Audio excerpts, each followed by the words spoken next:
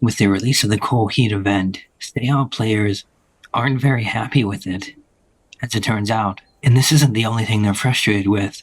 They're also talking about the economy, how PvE is useless, gatekeeping one of the closed suits behind loot boxes, translation issues, and more. From what I hear about the translation, it has apparently been in the works for a few months now, but players are pushing back, saying, how long does it really take to fix some typos? Because the majority of the English translation is there. It's just a matter of going through and fixing all of these little typos, but maybe there's more than we thought. Even still, it shouldn't take more than a few months. I mean, come on. This user says that the backpack upgrading path has very limited options once you upgrade from the Kalabak, Sports Bag, Big Sports Bag, and RD54. However, somebody else said they could add more rigs and make rigs increase your carry weight. That's the entire point of a rig, to allow you to carry stuff, magazines, ammo, and grenades. In regards to Frostpoint from the Cold Heat event, the new coat stats are straight up worse than the sheepskin coats in every way that would matter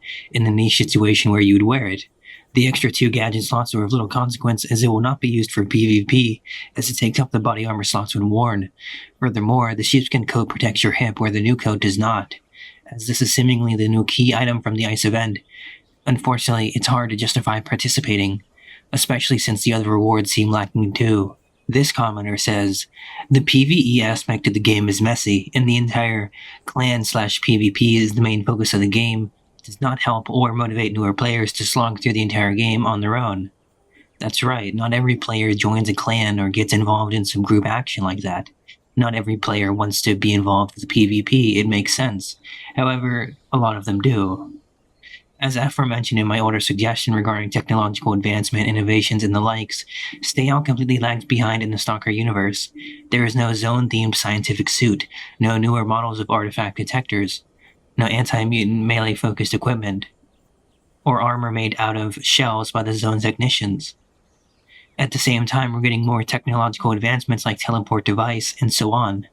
There's no excuse for this field because even if it's still late 90s, you don't need 2000-era technologies or nanomachines to make zone-focused rubber suits, or make something techier like MGDs that could detect anomaly radius or trigger area. There's hardly any notable anomalous fields outside of swamps or chemical-related area, which the community has universally agreed to be the developer's incomprehensible hyperfixation about. There's no excuse regarding this issue either, nothing like IP issues and such, because the tutorial area has shown that you can create interesting environment like that floating house and so on, but there's hardly anything similar beyond that. I can only make honorable mention of the anomalous mountain in Newland Island in the electrical field outside Gourmet, but so far what we've seen is just a random path or field filled to the brim with random BS Go anomalous placement, also swamps. Other Stalker-like games have interesting fields, like lava fissures, gravity crevices, chemical grove. There's also the fact that post-Lubeck rework and post-overhaul several years ago, Gourmet's quests were completely replaced with cooking stuff. Aside from cooking and transistor quests, there's arguably no other quests offered to newbies which they could do to grind in this hub. No mutant hunting quests, no artifacts, not a lot of dailies centered on the village itself, which is the main hub of every player in the game. Instead, newbies were forced to figure things out by themselves, which might be a great idea for a story-focused, immersive, or hardcore game. But Stay Out is none of them, and the community that is often crazy can attest to that. If you want players to grind, they need more direction about what to grind for, which brings me forward to issue 4.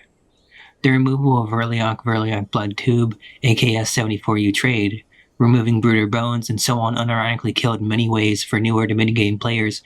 Ways to earn money and experience as quests related to them are gone.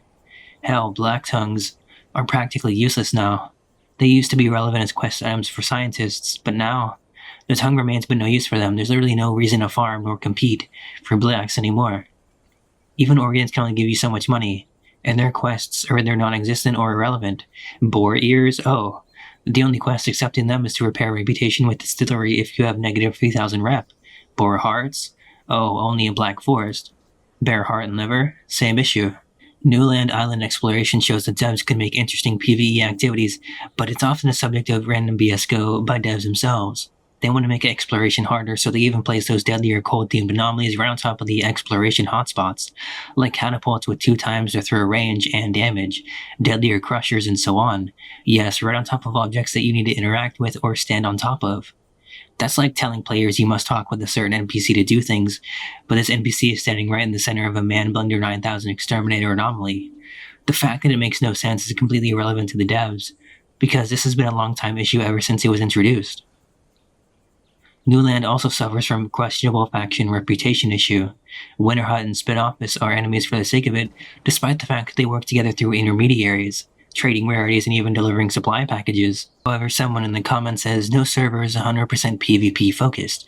PvE is needed to PvP. PvE must thrive for PvP to flourish. That's right. You need to have players in the first place for PvP to even happen. But it does concede later on saying there aren't enough farm spots or PvE areas, really. But then they begin arguing about making alts because the game wasn't properly developed. And this isn't the only bone this user has to pick. He also makes a post saying, do not gatekeep environmental suits. So basically, fully sealed ones like the KIH-5. It's an extremely horrible idea. The loot box raid is dumb. It's a horrible precedent for future gears, which gatekeeps content. The suit should have been purchasable to begin with. Talking about how the economy is ruined, the market is ruined. You can't introduce any new suits without devaluing the current suit. Another person says we need expansions, not reworks. Most of the things in this game is tradable, and when devs change too much, the value changes and most of the time it decreases. With a ballistic update, all the in-game guns lost half its value, and max mod level 3 and below guns lost all its value. A lot of us put many hours and or hundreds or thousands of dollars into our inventories, and to just destroy everything like that so carelessly was madness.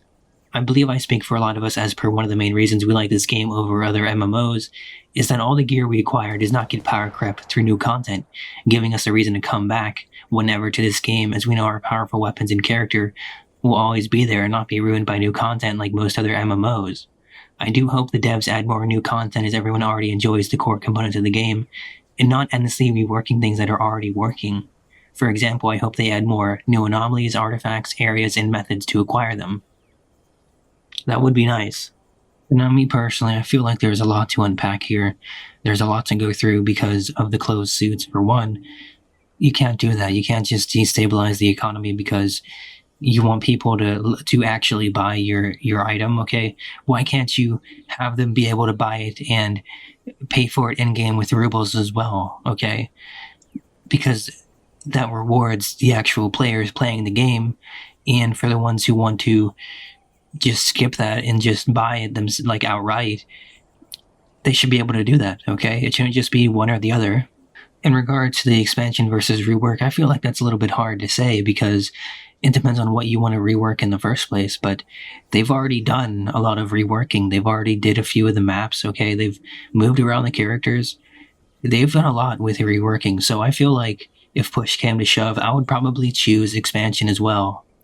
In regards to PvE versus PvP, I don't think there's ever going to be a real balance between the two, and I think it'd be foolish to even really try. I know there's some games out there that have a perfect balance, however they do it, but this is an MMO, okay? There's going to be various players of either side that only want to do their certain thing. There's going to be players that only do PvP. There's going to be players that are going to only want to do PvE, all right? But in a game like Sohato, it's just not feasible. For instance, you might want to participate in the Cold Heat event and just capture anomalies, fight the mutants that spawn, okay? But there's going to be clans, there's going to be groups, there's going to be players that also interfere with the event, okay? They're going to be killing you over and over trying to get the stuff that you are picking up, okay?